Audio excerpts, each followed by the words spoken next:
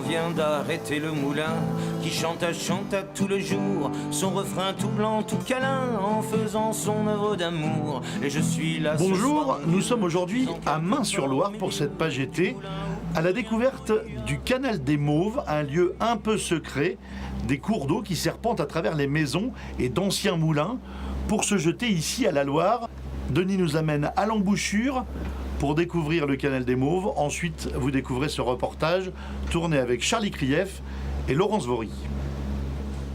Le nom, les Mauves, vient sans doute de ces fleurs qui jalonnent un drôle de réseau mi-rivière, mi-canal, 70 km de cours d'eau, paradis des promeneurs. Ce qui rend la chose magique, d'abord, c'est le calme, c'est cette nature, ce mélange de verdure et d'eau, mais vous ne vous attendez pas du tout à trouver un endroit si près de la ville, aussi agréable à visiter et si dépaysant. On s'est presque perdu à un moment donné, donc c'était très, très agréable. Et puis on a évidemment entendu des oiseaux qu'on essayait de repérer.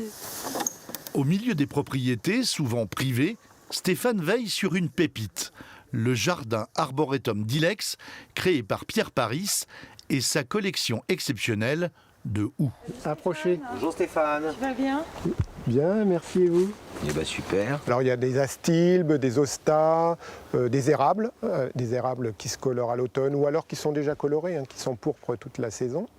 Et puis vous avez aussi les reflets de toutes ces plantes sur l'eau. Cette perspective est différente toutes les saisons, parce que vous avez beaucoup de plantes qui fleurissent à certaines périodes, d'autres plus tard, et en plus à l'automne vous avez tous les coloris de feuillage. C'est vraiment une belle peinture. Voilà une clématite qui fleurit en ce moment. Voilà, oui. Un beau bleu. Alors elle pousse souvent dans les arbustes comme dans les houx. Elles s'y plaisent. Oui. Tous les après-midi, Stéphane raconte aux visiteurs les clématites et les 500 variétés de houx présentes dans cet hectare de verre et d'eau. Il faut être passionné pour faire ça parce qu'il y a tellement de travail. En plus avec 2 jardins, il y a tellement à faire tous les jours qu'il ne faut pas se décourager, donc il faut vraiment être passionné. Fruits rouges triangulaires. Comment il s'appelle celui-là ? Myrtifolia. Bon, il ne pousse pas beaucoup celui-là, parce que ça c'est une parcelle qui a 30 ans. C'est une des plus vieilles parcelles. Gaston Coutet, poète local de la fin du 19e siècle, écrivait « Il arriva que par canicule, ma tête accoucha d'un rêve de mauve ». Stéphane, Claire et Denis vivent ce rêve au quotidien. Pour aller plus loin, on va aller rencontrer François-Paul Robin, grand connaisseur des mauves. Il est ici depuis très longtemps. Ah, bienvenue à Roudon. Bienvenue, entrez donc.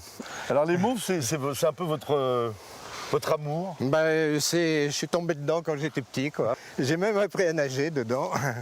Et donc, grâce à un grand-père qui avait choisi le lieu. En fait, il y a des dizaines de sources. On dit, en général, une rivière, il y a une source. Non, là, il y en a des dizaines. La Beauce étant comme un gros château d'eau qui nourrit plusieurs rivières tout autour, et dont la vallée des Mauves. Voilà le cours naturel qui vient jusqu'ici. De l'autre côté, il s'agit non plus d'une rivière, mais d'un canal.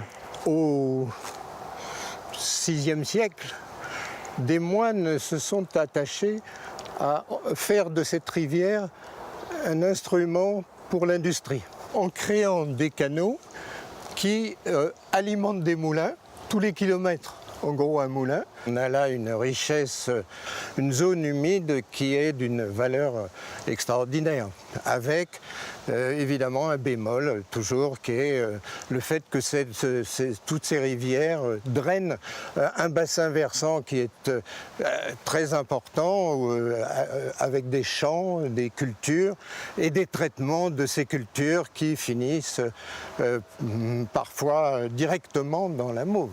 Vous avez connu les mauves avec beaucoup de poissons? Des poissons, fini. J'en vois plus un seul. Quand vous étiez petit, comment ça se gérait les poissons? On voulait manger un brochet le midi, c'était pas difficile. En partant à 11h, à midi, il était dans la poêle. Qu'est-ce qu'il faudrait pour que les mauves soient au top?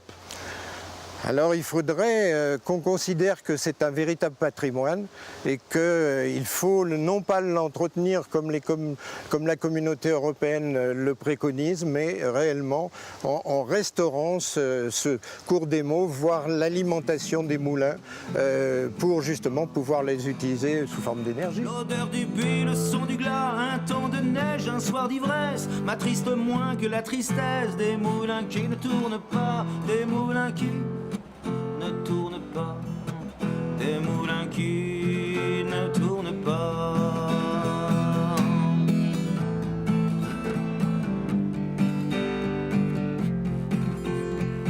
Donc ça, c'est le cours naturel. Voilà. Comme ça, on va avoir un aperçu des deux façons